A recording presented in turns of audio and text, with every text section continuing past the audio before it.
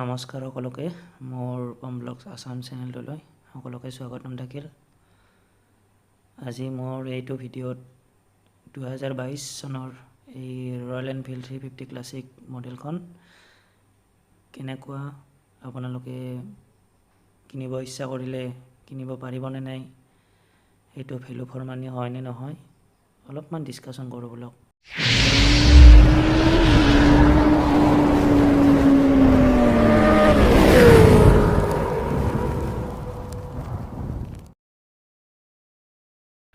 মই এইখন কিনিছিলোঁ বৰপেটাৰ হাউলিৰ CS অটো ডিলাৰটোৰ পৰা।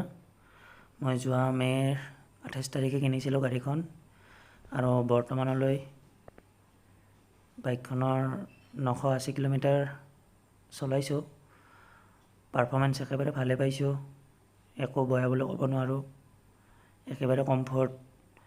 আৰু মই 60 কিলোমিটাৰ নন ষ্টপ একেলগে বাইকখন ৰানিং কৰিছোঁ।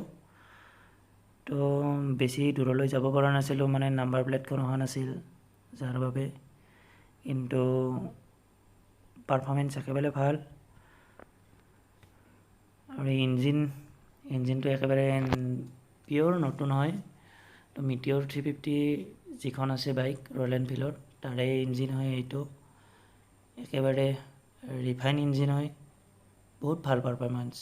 কিন্তু অলপ প্ৰব্লেম পাইছোঁ, হিটিং ইছ্যু বহুত হয়, অলপমান দূৰ গ'লে হিট বহুতেই হিট হয়।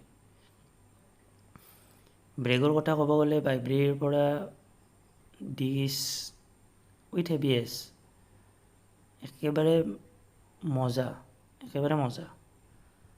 ব্ৰেকিং চিষ্টেমখিনি ইমানেই ভাল, আপুনি যিমান স্পীডতে নাথাকক কিয় গাড়ীখন একেবাৰে কণ্ট্ৰল হেৰুৱাই নাযায়। তো মোৰ কাৰণে একেবাৰে 100% thumbs up, big thumbs up. Royal এনফিল্ডৰ পৰা এটা বস্তু ভাল কৰিছে, সেইটো হৈছে ডিজিটেল মিটাৰ কৰি দিছে, তাত ফিউল ইণ্ডিকেটৰ দেখা পাব, সেইটো বহুত ভাল কাম কৰিছে। কিন্তু আগৰ পুৰণি বাইককেইখনত নাছিল সেই ফিউল ইণ্ডিকেটৰটো।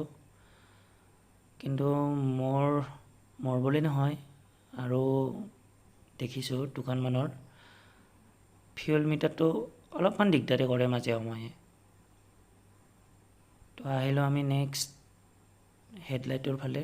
হেডলাইটৰ পোহৰ একেবাৰে বঢ়িয়া, একেবাৰে ভাল, কোনো ধৰণৰ একো প্ৰশ্নই নাহে। আপোনালোকে গাড়ীখন যেতিয়া চলাব তেতিয়া গম পাব গাড়ীখনৰ কমফৰ্ট কেনেকুৱা, বহুতেই ভাল। কিন্তু অলপমান যিবিলাকে ওজন ৰাখিব পাৰে তেওঁলোকৰ কাৰণে ভাল হয়তো, কিন্তু ওজন ৰাখিব নোৱাৰিলে গাড়ীখনৰ প্ৰতি অলপ প্ৰব্লেম হ'ব পাৰে কিছুমানৰ ক্ষেত্ৰত। কিন্তু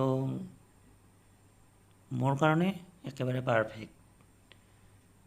তো আমি নেক্সট আহিছোঁ, আপোনালোকে দেখা পাব লেফ্ট ছাইডে বেটাৰী লগতে ফাৰ্ষ্ট এইডৰ কিছুমান বস্তু।